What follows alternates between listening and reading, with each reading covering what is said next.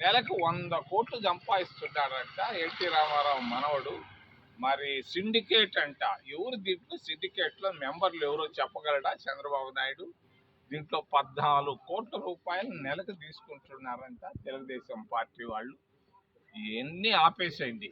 ఇక్కడ ఎస్సీలు ఎక్కువ ఉన్నారు, ఓబీసీలు ఎక్కువ ఉన్నారు, ఎస్టీలు కూడా ఉన్నారు చదువుకున్న వాళ్ళు. వాళ్ళకు కూడా తప్పనిసరిగా మీరు ఉద్యోగాలు ఎట్టా ఇవ్వలేరు, కనీసం ఆ సిలికాన్ ఇసుకని ఇస్తే వీళ్ళు బాగుపడతారని తెలియజేస్తూ వెంటనే 15 రోజుల లోపల ఆ సిండికేట్ని క్యాన్సిల్ చేసి ఎన్టీ రామారావు బంధువుని వెనక్కి పంపించి, ఆయనకి ఏమి కూటికి లేదా ఎన్టీ రామారావు మనవడికి? సినిమాలు తీసుకోవచ్చు కదా, ఇక్కడ ఇసుకే సిలికానే తీసుకోవాలా ఆయన?